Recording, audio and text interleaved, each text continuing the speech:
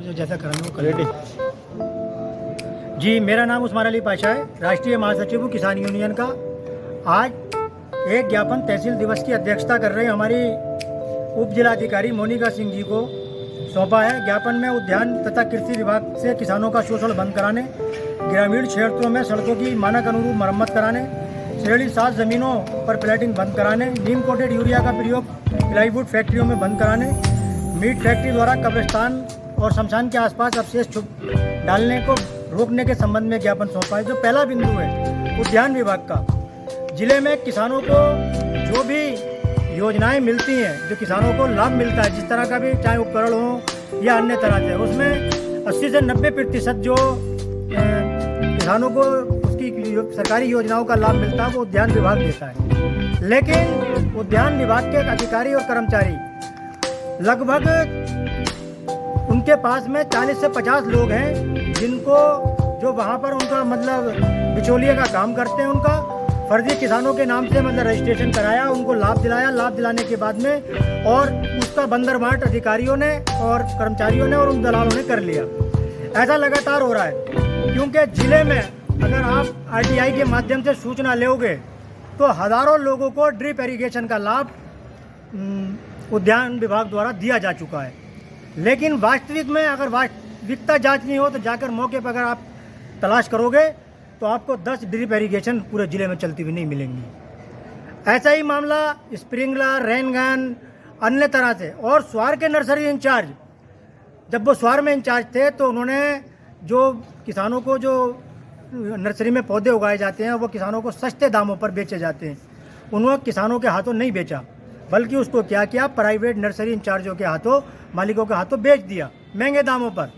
और जब उनसे वहाँ का चार्ज छीना गया और रामपुर का बिसौर वाला का उनको चार्ज दिया गया, तब उन्होंने उस मामले को रफा दफा करने की कोशिश की। लेकिन जब हमने उसकी शिकायतें वगैरह की तो उन्होंने विभाग में जो 7 लाख रुपए का जो पौधे बेचे थे प्राइवेट नर्सरी इंचार्जों के हाथों, उस पैसे को तो विभाग में जमा कर दिया। लेकिन कई बार मांगने के बावजूद भी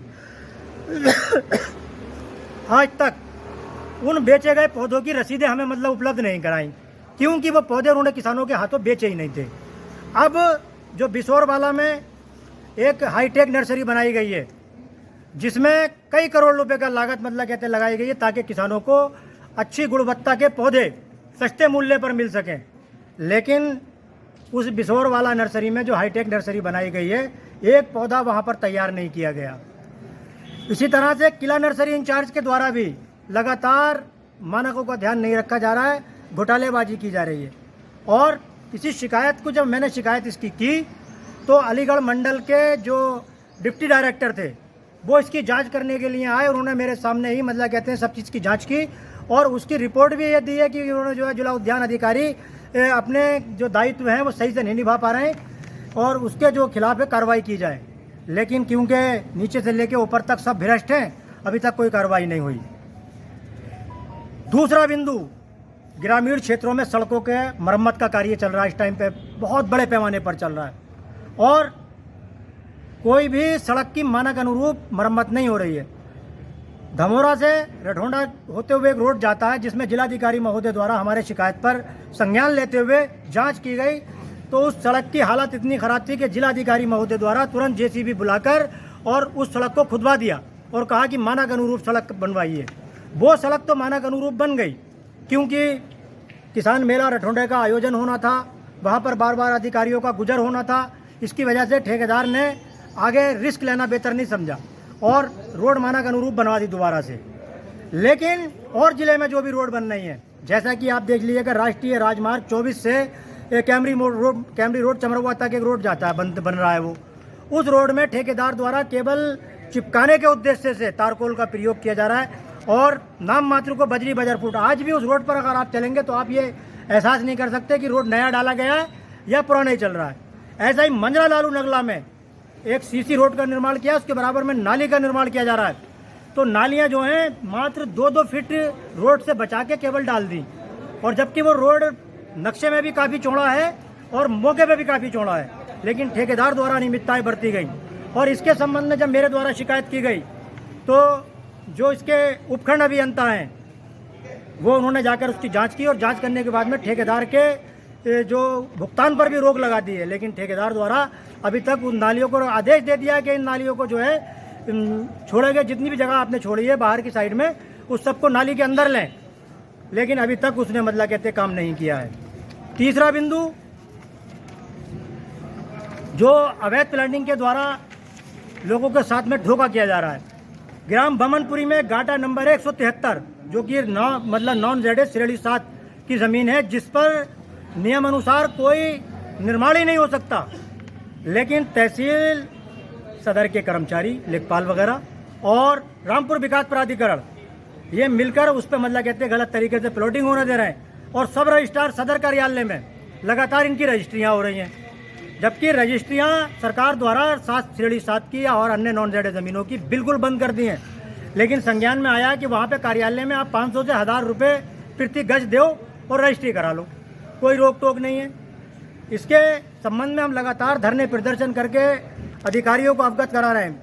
एसडीएम साहब ने कई बार इसकी जांच करा ली। जांच कराने के बाद में उन्होंने दिया कि हमने जो है कोई भी नॉन जेड ज़मीन की रजिस्ट्री नहीं की है। लेकिन खेल किस तरह से किया जा रहा है, गाटा नंबर दर्शाया ही नहीं जा रहा है, जबकि नियम ये होना चाहिए कि किसी भी ज़मीन की जब रजिस्ट्री हो तो कोई भी 1 इंच ज़मीन पूरे हिंदुस्तान के अंदर ऐसी नहीं है जिसका कोई ना कोई गाटा नंबर ना हो। तो गाटा नंबर दर्शाकर रजिस्ट्री होना चाहिए ताकि उससे पता चल जाए कि ज़मीन जो है किस श्रेणी की है। और अभी आप देखिए मतलब सहकारी विकास संघ, इसकी ज़मीन की मतलब DCDF की ज़मीनों की रजिस्ट्री अभी इस तरह से हुई थी और वहाँ पर एक कॉलोनी विकसित हो गई। अब कहीं ना कहीं जब उस पर मतलब कहते हैं प्रशासनिक अधिकारी कार्रवाई करते हैं तो हम भी उसके विरोध में खड़े होते हैं और वो अपनी रजिस्ट्रियाँ दिखाते हैं तो अधिकारी बतलाते हैं, कहते हैं ये रजिस्ट्री आपकी किसी काम की नहीं है, इसमें कोई गाटा नंबर दर्ज नहीं है। तो क्योंकि ये लगातार खेल चल रहा है, यहाँ पर जो रजिस्ट्रार ऑफिस है इसमें मतलब कहते हैं पूरी तरह से लोगों का शोषण ही किया जा रहा है। रामपुर प्लाईवुड फैक्ट्रियाँ रामपुर में जितनी भी रामपुर शहर और उसके आसपास हैं, सबके अंदर धड़ल्ले के साथ में नीम कोटेड यूरिया का प्रयोग किया जा रहा है। इसके संबंध में जब मेरे द्वारा शिकायत की गई तो जिला कृषि अधिकारी द्वारा जांच की गई हर फैक्ट्री में, और जब उन्होंने FIR करना शुरू की तो लगभग 14-15 फैक्ट्रियों के खिलाफ FIR की। वो भी की किसके खिलाफ, सप्लायर कंपनियों के खिलाफ। खेल किस तरह से करा जाता है, जो कमर्शियल ग्रेड का यूरिया होता है वो लगभग 10 से 12 गुना महंगा मिलता है जो नीम कोटेड यूरिया। तो वो करते क्या है, फैक्ट्री वो हर एक आदमी को मिल नहीं सकता, फैक्ट्री का लाइसेंस लगाना पड़ता तब उसको मिलता है। वो उन्होंने कमर्शियल ग्रेड का यूरिया मंगाया, मंगाने के बाद में उस यूरिया को जो नकली दूध बनाने वाले, सिंथेटिक दूध बनाने वाले, बिस्कुट बनाने वाले या अन्य बेकरी उत्पाद बनाने वाले लोगों के हाथों महंगे दामों पर बेच देते हैं। अगर मान लीजिएगा उनका वो कट्टा 2500 रुपये का आया तो उसको 10,000 रुपये का वो बेच देते हैं, और उस खाली कट्टे में नीम कोटेड यूरिया भर के और उसको पैक कर दिया। अब कोई भी अधिकारी जाके प्रथम दृष्टया जब देखेगा तो उसको कोई भी नीम कोटेड यूरिया नहीं मिलेगा, बल्कि कमर्शियल ग्रेड का यूरिया मिलेगा। जब इसी तरह की शिकायत इस बात का खूब संज्ञान डालते हुए जिला कृषि अधिकारी से की गई, तब उन्होंने उसका सैंपल भेजा लैब में, तो हर एक फैक्ट्री के अंदर नीम कोटेड यूरिया पाया गया। जब नीम कोटेड यूरिया पाया गया तो उसके मतलब FIR करना थी फैक्ट्री मालिक के खिलाफ, तो फैक्ट्री मालिक के खिलाफ न करके बल्कि सप्लायर कंपनी के खिलाफ कर दी। और उसमें भी जांचों में कई जगह से वो पास वास करा के और वो फिर से धंधा बराबर चल रहा है।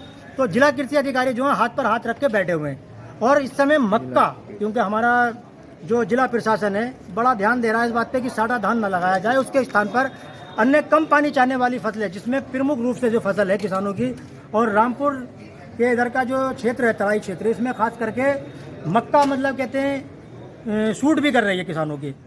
तो उसके जो रेट है 200 से 250 रुपये किलो मतलब कहते हैं उसका रेट है, लेकिन प्राइवेट दुकानदार उसको 1500, 2000, 1100 इस भाव में बेच रहे हैं और किसान परेशान हो रहा है। तो उसमें भी जिला कृषि अधिकारी की पूरी मिली भगत है। पहाड़ी गांव में एक मीट फैक्ट्री है फेयर एक्सपोर्ट, वो क्या कर रही है कि हमारे ज़िले में, जबकि पूरे हिंदुस्तान में स्वच्छ भारत मिशन की जो शुरुआत हुई थी वो जनपद रामपुर से हुई थी। हमारे ज़िले के जिलाधिकारी थे महेंद्र बहादुर सिंह जी, उन्होंने उसकी शुरुआत की थी और हमारे प्रधानमंत्री जी को उनका ये प्रोग्राम बहुत पसंद आया था और उन्होंने पूरे हिंदुस्तान में इसको मतलब लागू कर दिया। लेकिन जो वो फेयर एक्सपोर्ट मीट फैक्ट्री है वो पहाड़ी गांव में एक कब्रिस्तान के और अहमदनगर पहाड़ी का शमशान, 2 जगहें हैं जहां पर उसके बीच में उनकी अपनी जगह है, वहां पर मतलब कहते हैं वो जो फैक्ट्री के अवशेष होते हैं उसका डंप कर रहे हैं। और जिसकी बदबू वहाँ से लगभग 1 किलोमीटर आगे जो NH 87 गुजर रहा है वहाँ से, उस तक मतलब महसूस की जा सकती है, रामपुर कैमरी मार्ग पर महसूस की जा सकती है। तो वहाँ के लोगों का हाल क्या होगा। लेकिन चाहे पंचायत राज विभाग हो या ब्लॉक चमरौआ के अधिकारी हों या पशुपालन विभाग हो, बिल्कुल हाथ पर हाथ रख के बैठे हैं और स्वास्थ्य से लोगों के बिल्कुल खिलवाड़ होने दे रहे हैं। तो इसके संबंध में जो ज्ञापन हमने दिया है, हमारी उप जिलाधिकारी मोनिका सिंह जी द्वारा हमें बताया गया कि जो भी समस्याएं हैं उसका समाधान करने के उन्होंने हमारे सामने ही सभी अधिकारियों को निर्देश दे दिए थे और आगे जो कार्रवाई है वो होगी। अगर नहीं होती है तो क्योंकि अभी हमारे रंगों का त्यौहार होली हम सब लोगों ने बड़े धूमधाम के साथ मनाया, ऐसे ही अब आगे ईद उल फित्र का त्यौहार आ रहा है, उसके बाद में जो है एक जिला प्रशासन के खिलाफ एक बड़े आंदोलन की रणनीति तैयार की जाएगी। बहुत बहुत शुक्रिया। जय जवान जय किसान।